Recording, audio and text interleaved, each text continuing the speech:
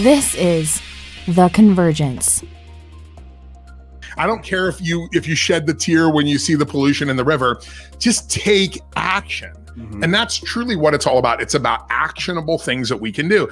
And as Jack has been talking about, Jack, I'll bring you back on screen here. You know, that's what it's all about. It's about action in the end. Oh, you got that right.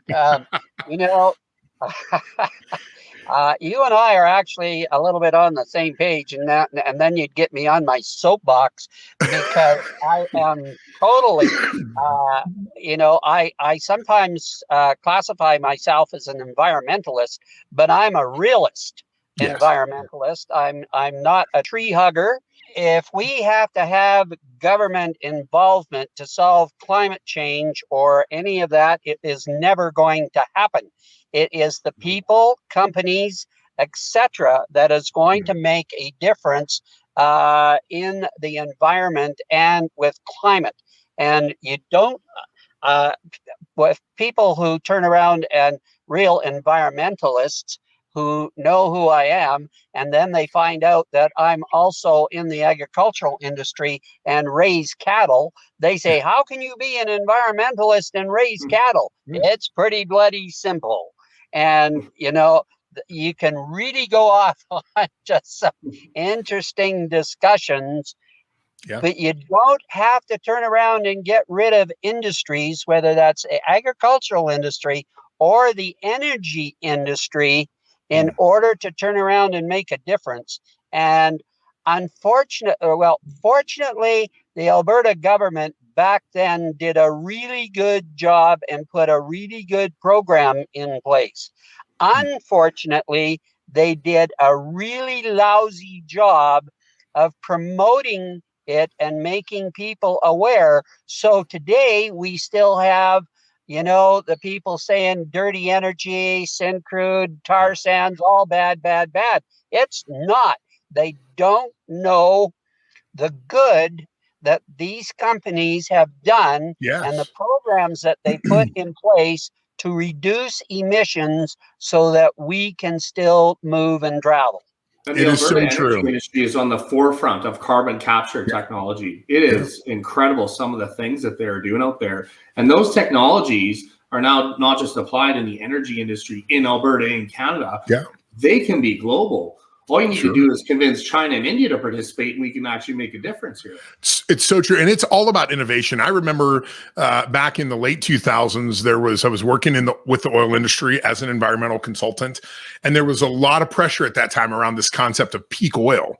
And that eventually we would reach a point where we just couldn't drill any more out of the ground, and it would just be a bell curve, and it would just start to go out. 2005 was the call back then. You remember it? That was the call. But what did the oil industry do? Yeah, they came up with horizontal drilling.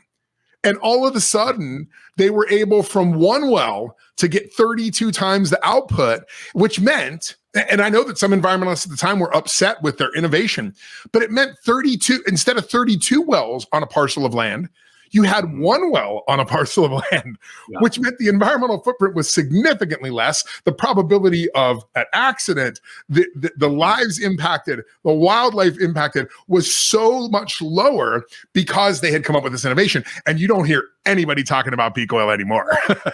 No. It has changed. The market has changed. So let's pivot here a minute, because I want to talk about certification.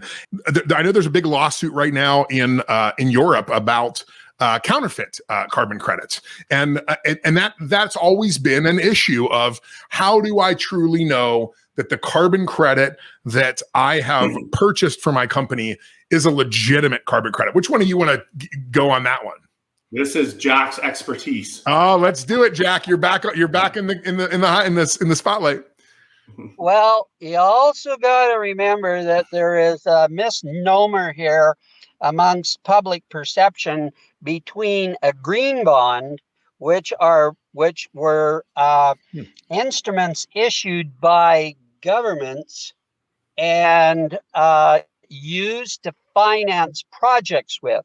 So to start with, the biggest amount of fraud, if you want to call it that, was around green bonds, because and not picking on any particular country, but China issued a ton of green bonds to build dams, which were never, ever built. And yet the green bonds were created to finance these dams. And people still think of carbon offsets that they are green bonds. And when you had a green bond, you also had a certificate.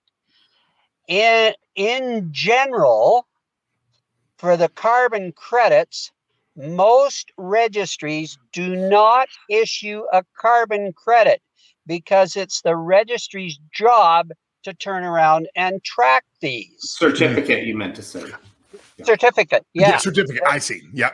Okay, because if you have a certificate for, I'm going to say, 1 million credits, and then you sell 100,000 of them to 10 people, where do the other certificates come from? And even if you manage to do that, the original owner is still sitting with a certificate for 1 million credits. There's no way to slice the pie, right? No. Yeah, I see. That's where the biggest majority of fraud comes from, is because these guys are still using it.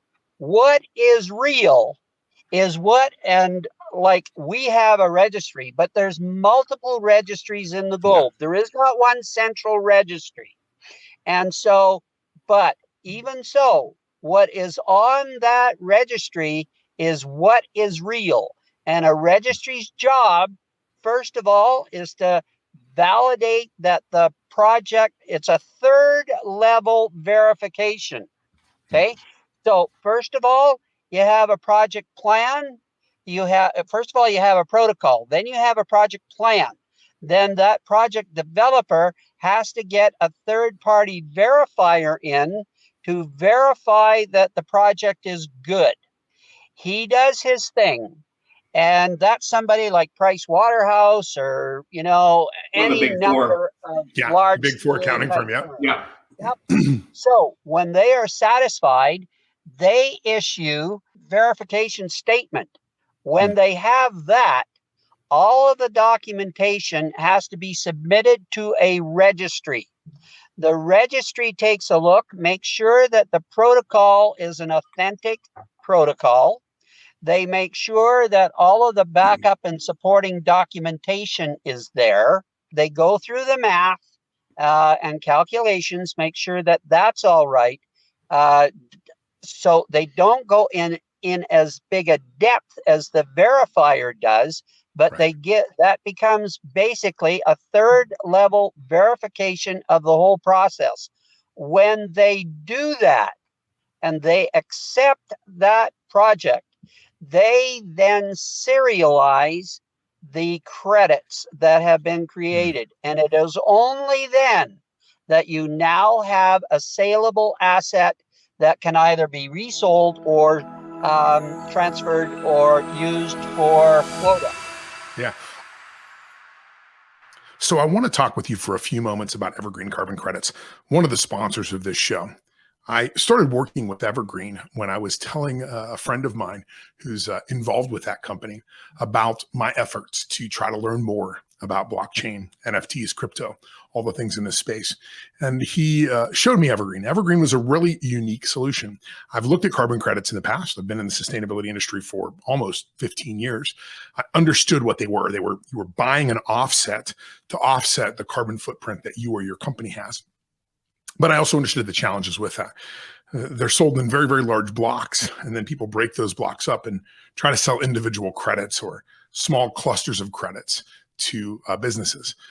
And that creates some room for fraud, for people to not be up and up on what that project is, if that carbon credit is real. And there's challenges with that. And you can Google it right now and find there's a big case in Europe going on about fraudulent carbon credits. But what Evergreen did, I thought, was really unique. They took this idea of NFTs and they took blocks of carbon credits and broke those things down into tens of thousands or even millions of individual carbon credits. They can actually fraction those even out to 1/10 of a carbon credit if they needed to. And they were able to then create a smart contract around that carbon credit so that you can track it back to its origin. You can find out what project it was associated with, but you are also guaranteed that the carbon credits you're getting from Evergreen are the real deal. You get that certificate, you get that certification that only the blockchain can do. So that's why it made sense for them to come on as a sponsor of this show. We're talking about all this new technology, and with new technology comes higher energy usages in some senses. And Evergreen is here to help offset that. If you want to look to maybe improve your image in the marketplace, maybe you're looking to offset some of your carbon footprint, not even just for your image, but actually for the sake of the planet, head on over to evergreencarboncredits.com and check out what they do. You can buy credits for as little as $11, and you'll get the certificate and the NFT that you can put in your wallet that shows that you've actually made that contribution. And that money, particularly right now with the projects they're working on, is going to reforestation in the Amazon. I think that's something we can all really get behind, particularly when we understand that the environment, the climate we're all connected to it. It doesn't matter if we're putting off emissions here in the US or if it's happening in Mexico. It all contributes to the same global problem. So why not be part of a global solution with Evergreen Carbon Credits? All right, so now Shawn, I'm going to bring you back up here because I think it's important to understand, how I got introduced to you all was through Evergreen Carbon Credits, one of the sponsors of our show. And they've done something that's quite unique and solves a very large problem in the carbon credit industry that I think Jack talked about. And that is these certificates are being issued for 10 million, 500,000 credits. I don't know if very many companies want to just strike a $5 million check and say, well, let me buy a bunch of those and I'll use them up over the next 2 decades. That doesn't really work. So once they're actually on the registry, as Jack described, they're a serialized asset. It's no different than having a car lot full of cars. Each car is individual, and the registry will show the status of any of the credits. This one, someone used and it's retired. So that's the back infrastructure that actually tracks the carbon credits. What Evergreen did is said, hey, listen, we have some neat new technology, and it's called a non-fungible token. It is just a serialized digital asset that exists in cyberspace, but is linked to our actual offset. So it was just an absolutely unique way to put these out in a way that is literally impossible to defraud. Everything is verifiable on the blockchain and secondarily on the registry. And that's the key piece is you have a asset that was undivisible before.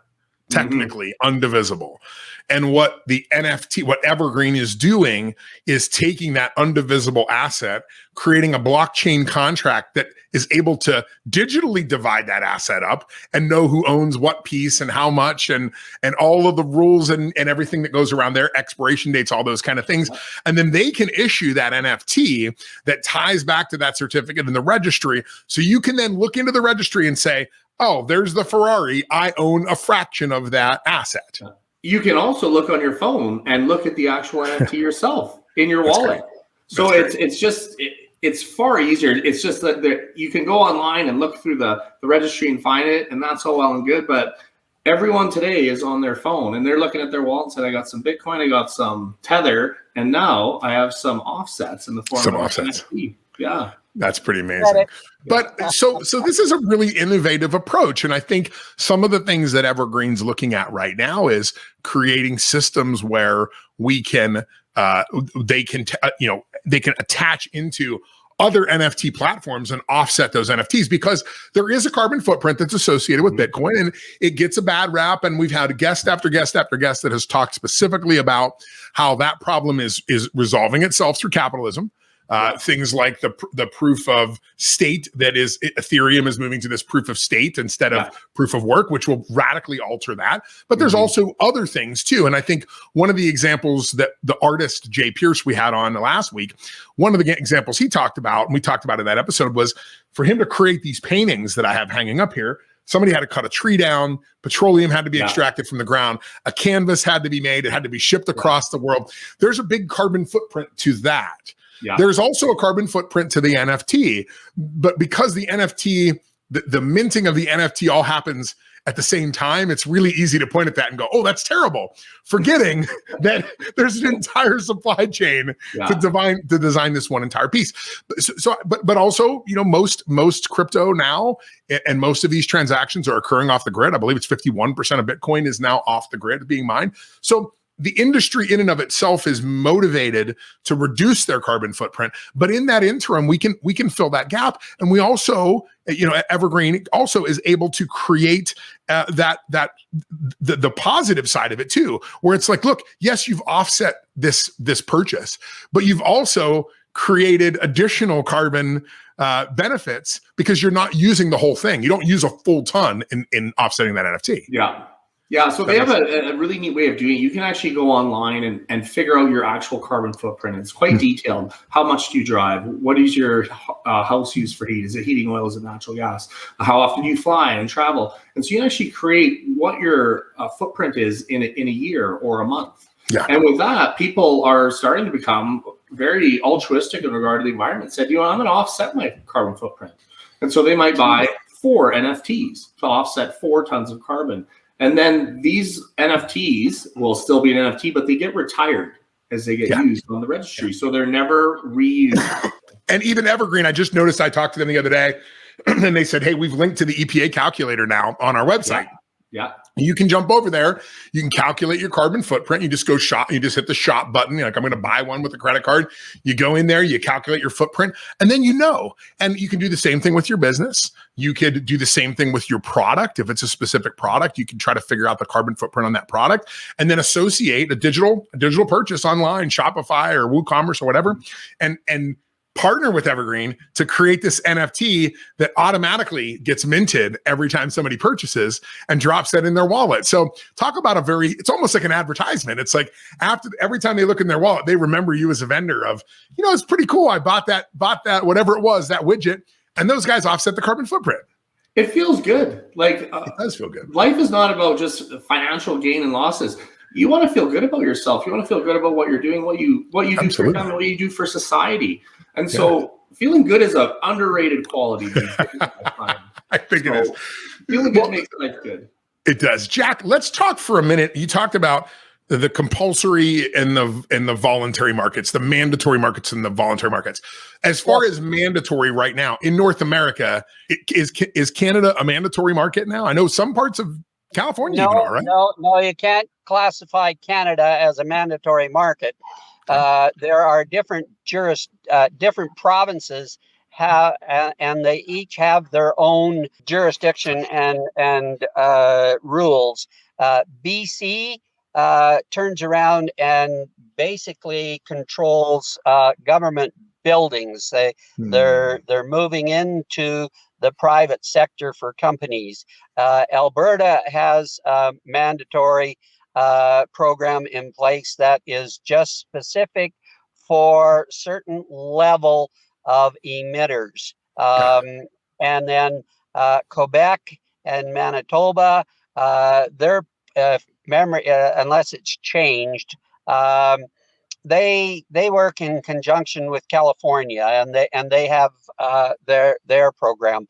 And so there's no standardization and or protocols that are universal across any mandatory, and there are a couple mandatory programs in the United States as well. The thing about mandatory markets, the price of credits are a lot higher. About 7 to 8 times usually. I was looking at the rates. It can be 7 to 8 times more expensive. Pricing. No, you put the legislator in there, and there's lots of extra paperwork that goes into that process. And they now call it a carbon tax too. But the voluntary market is determined by supply and demand, and it's a much larger market than the mandatory market, and the pricing is very fluid. And in the last 6 to 8 months has gone crazy.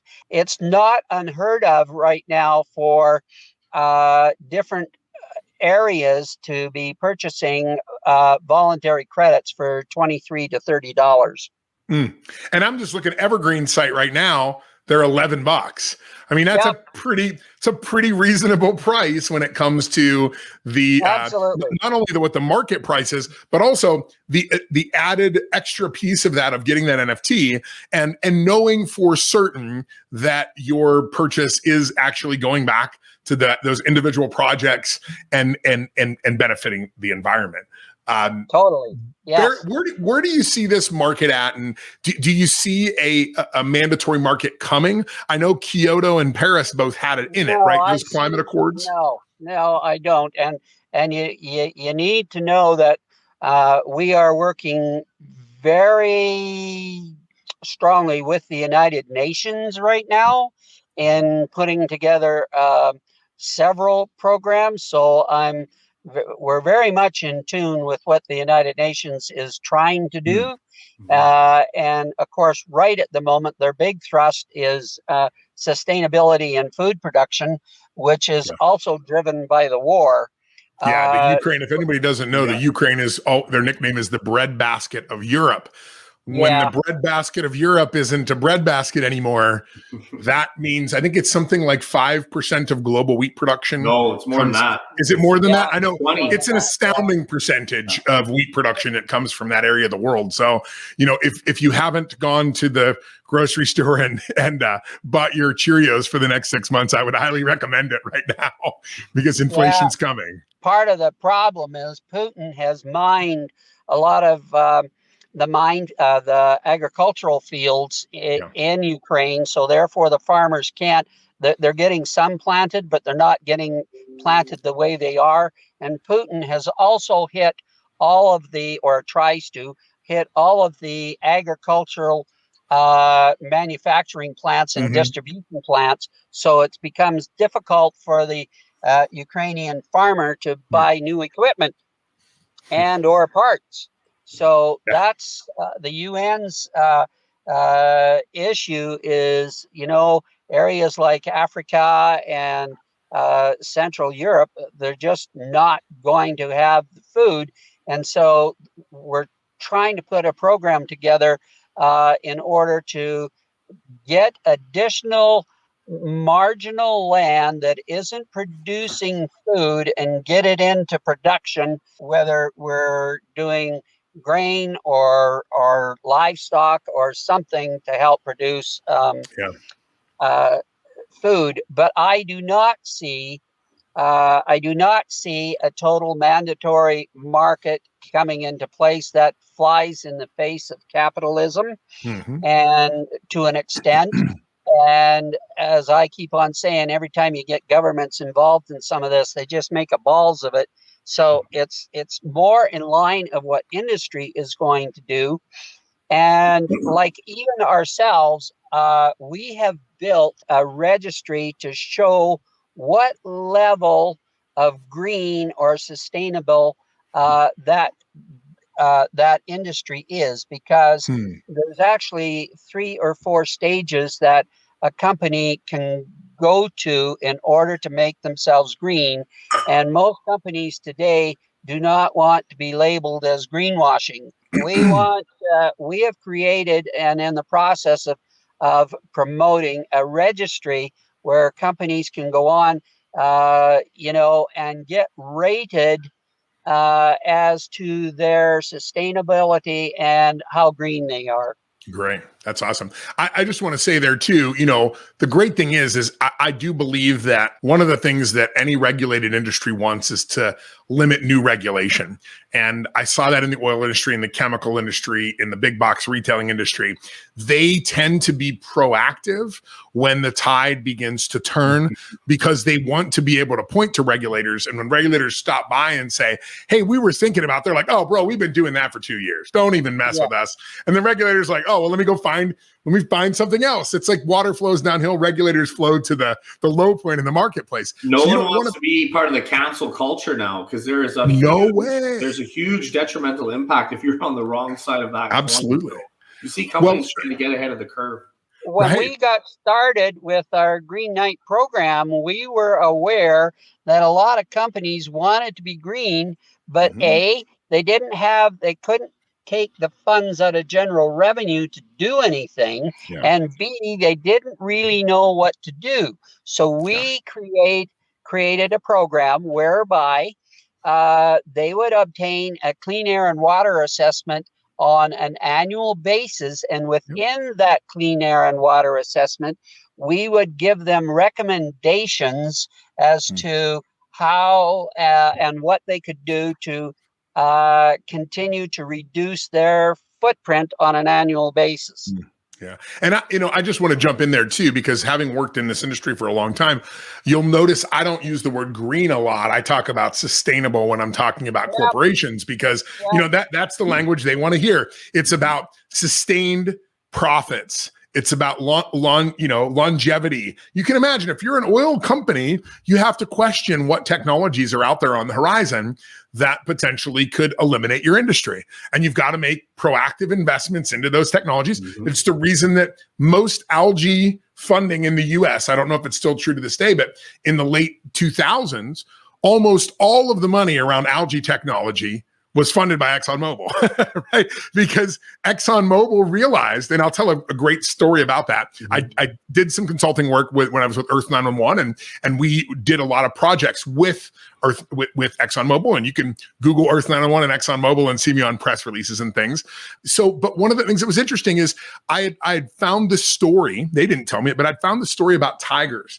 And if you remember in the 70s, the logo for ExxonMobil was tigers. It was grab a tiger by the tail, put a tiger in your tank. Everything was around tigers. And then Exxon's marketing started to realize tigers are going extinct.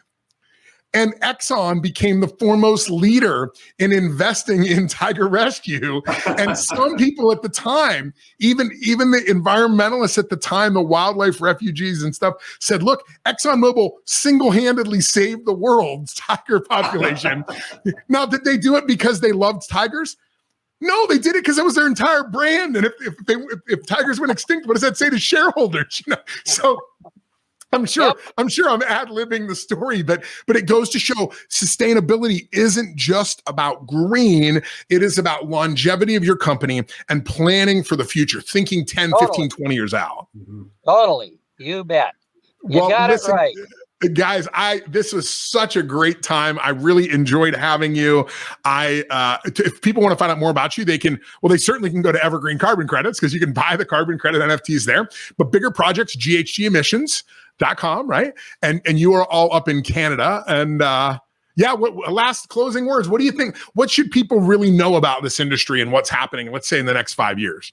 The carbon credit industry is still in its infancy. So I would say, do your due diligence. Go explore for yourself. Find out. If you think there's fraud or whatever, go find out. Go to Evergreen Carbon Credits. Go to GHG Emissions. Learn yourself. Educate yourself on how to make the world a better place. Then you can start making decisions on that. And as we do that, it'll be a groundswell. They talk about the S curve, right? Well, we're right here on that S curve, right? So we need to get up there. As more and more people learn, and they're going to be forced to learn as changes happen in the environment, then it's going to go greener and greener. So. It is. Thank you both. Jack, Shawn, really appreciate it. Yeah. Thank you for being here. We really appreciate that. And hey, and for all of you that are that have listened to this episode, really appreciate you being here, listening about carbon credits and understanding how GHG Emissions and our sponsor, Evergreen Carbon Credits, are coming together to create these easily accessible, easily purchasable NFT carbon credits. So you can check that out at evergreencarboncredits.com. And until next time, thanks for tuning in. Thanks for listening to The Convergence. If you want more information about the topics you've heard here today, reach out to us at theconvergencepodcast.com.